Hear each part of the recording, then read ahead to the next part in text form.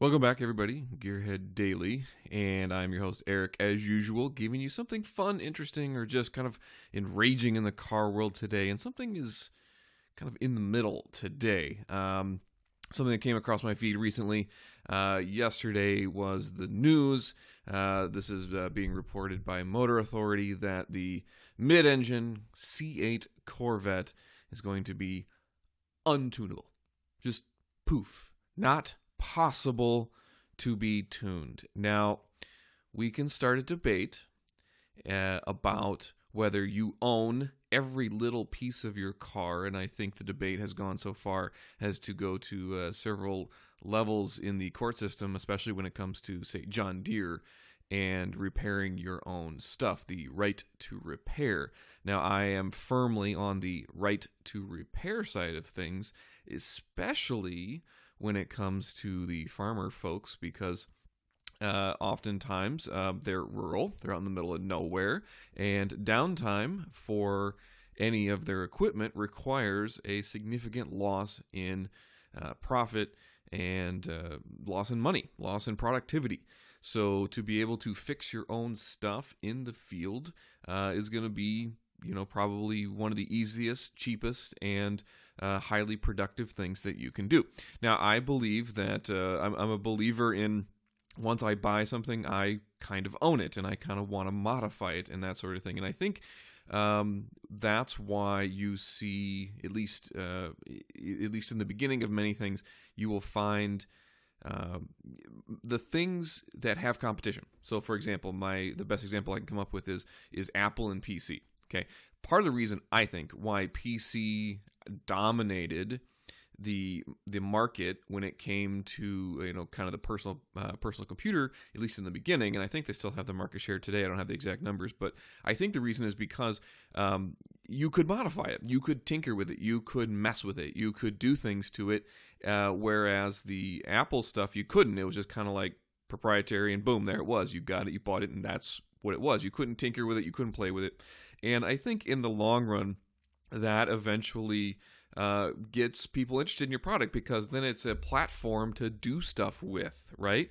It's a tool at that point. It's not just, oh, here's what this thing does. The widget A does this, a tire does this, but I'm actually able to mess with it a little bit, which is why I think the LS market is as big as it is, because you are able to tinker with it. And yes, I know you can tinker with other motors too, and you can do other things, but the aftermarket for the LS section is just enormous. You can do anything you want, from a simple bolt-on to a little bit more invasive with heads and cam to your twin turbo beast of a motor, and make 2,000 horsepower, and the thing will live. I mean, it's incredible the things you can do, and you can really let your creativity out. And I think that is I think that's just human nature. We want to take something and kind of make it our own and tinker with it and see what it does, and maybe we can make it better.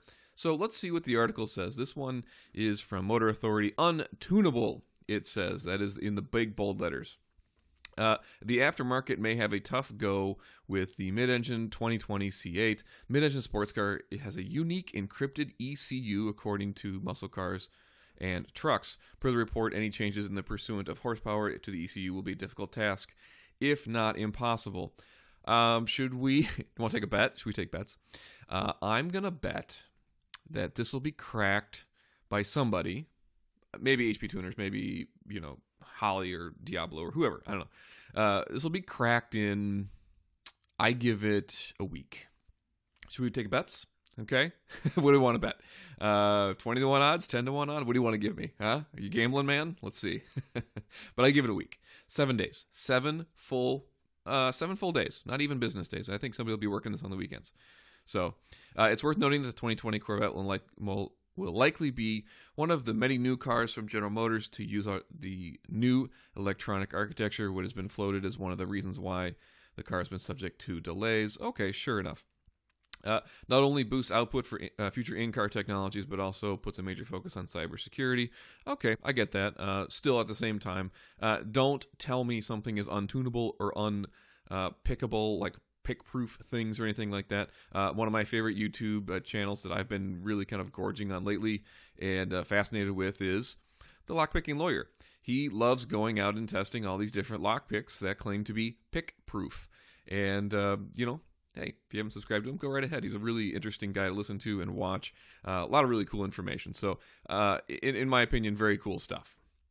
So, yeah, anything that claims to be untunable or safe, crack-proof safe or whatever, give it 20 minutes. Somebody will figure it out. So there's always a backdoor to something. There's always a way. There's Occam's razor to something. My favorite lockpicking lawyer one is it's a lock for a Haagen-Dazs or a Ben & Jerry's. Basically, he just turns it over and cuts a hole in the bottom and starts eating the ice cream from the bottom. So Occam's razor, right? So in the event reprogramming fails to manage a Corvette, we'll enter a recovery mode like a rolling computer. It'll need to be rebooted. God, can you imagine getting a bricked, trying to tune your car and bricking it? That's going to be rough. But to be honest, I don't think that's going to be a huge issue. I think people will figure that out. It might take some time to figure that part out. I understand why Chevrolet's doing it. They don't want you to mess with it. They don't want you to blow up your $120,000 sports car. But at the same time, I think you should be able to do that. And I think Chevrolet is really missing a huge opportunity here. And the opportunity is to allow people to tinker with it, to mess with it, to make it better. And I think the aftermarket sometimes selects and decides what's going to be the tuner car and become popular and that sort of thing. And that could be it. If you leave the platform open for tinkering to kind of design things, you're going to have a platform that's going to be around for longer, mainly because people want to buy them and tinker with them and mess with them and make them their own. If this is the case, I think they're missing a huge opportunity. So ECU tuning is seen as often essential as squeezing more power. Yeah, because most ECUs and tunes come very soft from the factory, very rich, because they don't want you to blow it up on the first go round. Simple of locking more power from parts that need to be there for new parts. Yep. Superchargers, yet even things like a cam or an intake or heads, exhaust, you need to retune for that stuff to be as efficient as possible and make the most power as possible. So it makes total sense. So yeah, that may involve a few bricked mid-engine ones. I have a feeling you go to the dealership, they'll reset it for you. If that is the case. But again, I give it a week, maybe. There's gonna be a pretty decent market for this. I mean, there's already tuners for Ferraris and McLarens and things like that. I mean, this is Chevy we're talking about. We're not talking about rocket science. Okay, this is not a Koenigsegg. Okay, let's be fair. Prize car for the aftermarket to tinker with. Exactly. Prime opportunity. This is what I'm talking about. Prime opportunity to tinker with something cool. I mean, look at the aftermarket for Corvettes. I mean, it's absolutely insane, the level of competition, which is great. Parts are everywhere. You got to pay the Corvette tax a little bit, but hey, at least there's parts available. I'll say that. Try trying to buy parts for a second gen Viper sometime. Ask me how I know. So this time you may be able to crack the ECU if they be careful. Yeah, again, I give it a week. They'll finally debut July 18th. I'm excited for that. I probably won't be there in California on July 18th, but still sounds awesome in my opinion. So the car will come with an upgraded version of the 6.2 V8 making 500 horse. Okay, fine. There's a dual overhead cam LT2 speculation, and then a flat plane crank 600 horse, and there's a rumor of a twin turbocharged V8. So somebody commented on my twin turbo V8 info leaked video. Yes, I understand it was a little bit of a clickbaity title, but you got to do what you got to do to survive in this world, right? So, and then the ladder could support an all-wheel drive electrified running gear. Excellent. I'm looking for that one. That's the one Daddy wants. So, so interesting. Somebody commented on this, and I want to make a comment about this rumor. So here we go. Here is the comment. We'll see if I can zoom in a little bit. There we go. So here's what it says: the C8 Corvette Zora 6.2 flat crank V8 with dual overhead cam is twin supercharged, 1153 horsepower. They haven't twisted frames. That's a lie. Okay, fair enough. They've been testing the GTLM racing model at Sebring with a twin turbo V8 since 18, and the engine was in the Cadillac prototype. That'd be interesting if that was in that Cadillac DP car. That would be awesome. So it makes an unclassified 1500 horse, but it won't come in manual. Okay, I mean 1500 horse, no manual, fine. But if it's got a really fast shifting dual clutch paddle shift, that'd be sweet. I've driven paddle shift. You've never driven them before. I understand the appeal for manual. I love my manual car, but there is nothing like hitting that thing as whop, and then it just goes. It is a hell of a feeling, let me tell you. So 125 for the highest trim level.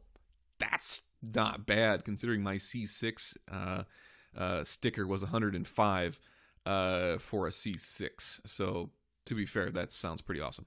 Ford, Porsche, and BMW have all been complaining they don't want to compete in the 2020 GTLM races. That makes sense.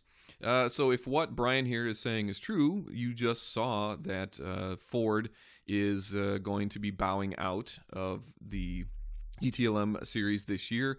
I haven't really heard why, but it makes a lot of sense because they were very competitive. So it makes sense now. So because it's going to be one-sided. Yeah. If you look through the history of Corvettes through the series, it was GT1, and they dominated, then everybody else left, and they went to GT2.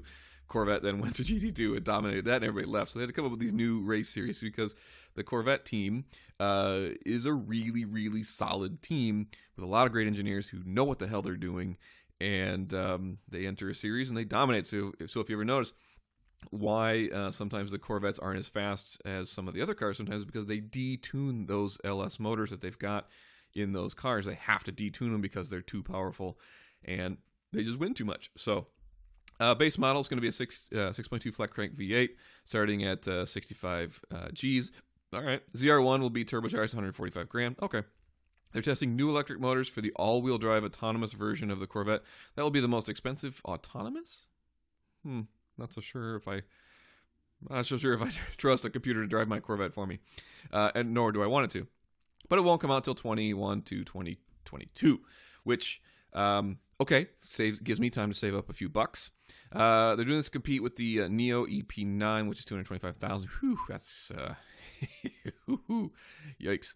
The best part is my GM sources say there's going to be an extremely tunable, so here's the thing, extremely tunable stock turbos that are on 20 PSI. So maybe the upper trim will be tunable, lower not.